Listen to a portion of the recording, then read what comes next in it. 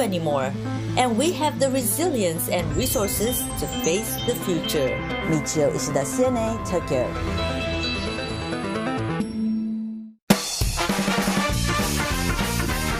奈々ちゃんは山梨名物のほうとう食べたいもの触れていません。俺全部いつも置くかな。へえ、こうやってなるんだ。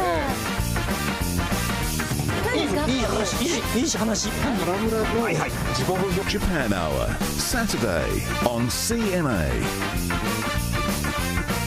Japan Hour is brought to you by Sumitomo Corporation and SMBC.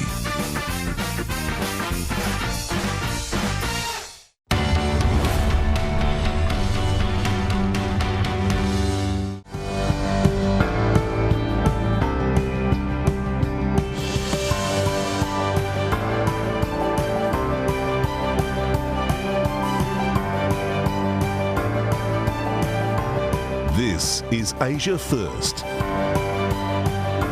Good Friday morning. It is 9 a.m. here in Singapore. I'm Julie Yu. Our top story this hour: clash over COVID-19.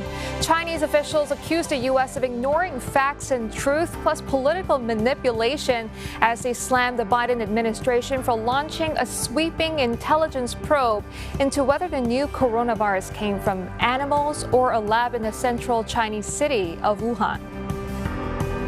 I'm Teresa Tang. Also this morning, deja vu for Victoria. Millions of people in Australia's second most populous state are now under a strict 7-day lockdown as authorities race to track the spread of a highly infectious coronavirus variant. The next 7 days in Victoria will be very challenging. And of course, we are very mindful of the distress and the difficulty that this will impose upon people right across Victoria. And the UN Human Rights Council launches a probe into crimes allegedly committed during the 11-day war between Israeli forces and the Palestinian militant group Hamas. Israel is refusing to cooperate. Another shameful day at the Human Rights Council of the United Nations. I'm Avril Hong with the business news. Chinese e-commerce giant JD.com looks to gain an edge over its rival Alibaba as it lists its delivery arm today on the Hong Kong stock market. And fresh data shows Japan's unemployment rate is rising as the country's battle against COVID-19 goes into overtime, and questions still swirl about whether the Tokyo Olympics will go ahead amid the pandemic. But first, on a collision course once more. In a move that's likely to rile China, the U.S. is urging the World Health Organization to carry out a second phase probe into the origins of COVID-19. Yeah, it's gained support from the members of the WHO-led investigating team, which visited Wuhan in February. They warned time's running out to examine blood samples and other important clues pertaining to when, where, and how the pandemic started. In a statement, the U.S. mission to the UN said it is critical independent experts are given full access to original data and samples in China. And it would appear President Joe Biden's order for U.S. intelligence to look into the origins of the pandemic has drawn an early response. The intelligence community acknowledged its agencies had two theories on how COVID-19 came about, with two agencies believing it emerged naturally from human contact with infected animals, and a third embracing a possible lab accident in Wuhan as a source. The Office of the Director of National Intelligence, though, was quick to shoot down the theories, saying the supporting evidence was far from conclusive. Facebook also making a move. In light of the renewed U.S. probe, it has ended a ban on posts asserting that COVID-19 was man-made or manufactured. China, meanwhile, has hit back at the U.S. response, calling it irresponsible and saying it undermines global solidarity. 美方根本不在乎事实和真相，也没有兴趣进行严肃的科学溯源，而是想借疫情搞污名化和政治操弄，甩锅推责。这是对科学的不尊重，对人民生命的不负责，更是对全球团结抗疫努力的破坏。The developments come as a key bill to boost America's ability to compete with China gains enough backing to advance in the U.S. Senate.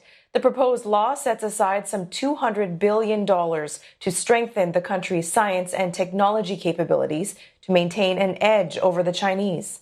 It received majority support after going through several rounds of amendments proposed by both sides of the aisle, marking yet another bipartisan victory achieved for the Biden administration. This, as media reports say, President Biden has picked his new ambassadors to China and India.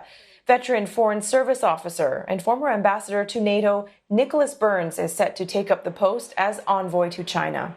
And while Mayor of Los Angeles, Eric Garcetti, is reportedly the nominee for ambassador to India, the White House has yet to formally announce the decision. Simon Marks tells us more now about Nicholas Burns as potentially being the next U.S. ambassador to China and why there's been a delay by the White House in announcing nominees for U.S. envoys to various nations.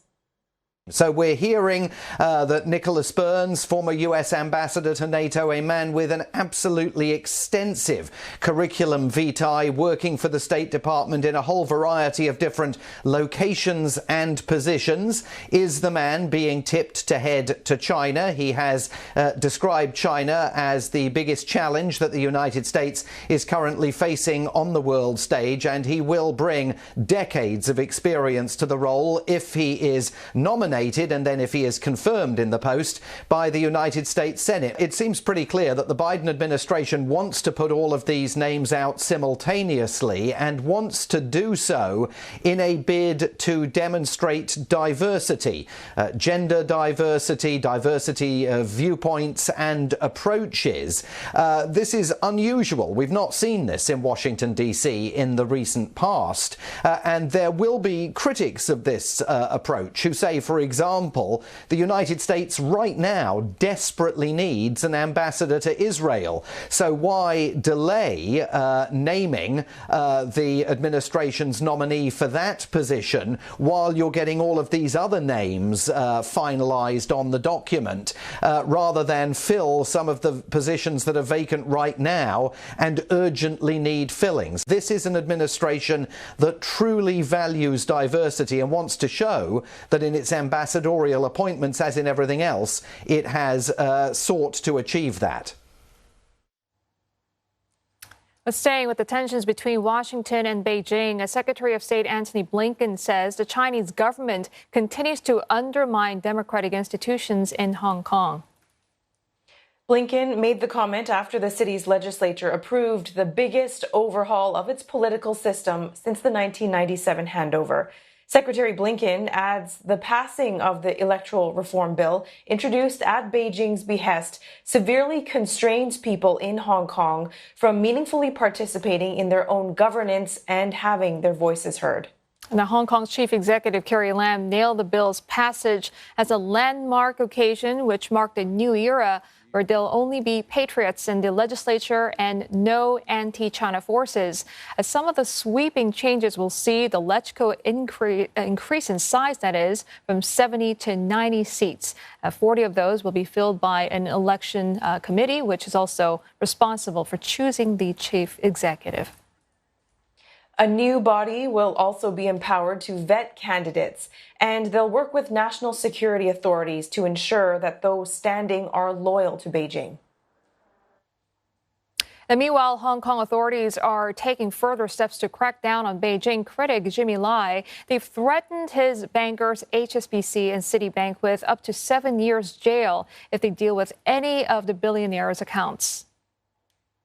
The move follows the freezing of Lai's majority stake in publisher Next Digital and the local accounts of 3 companies he owns under a sweeping national security law.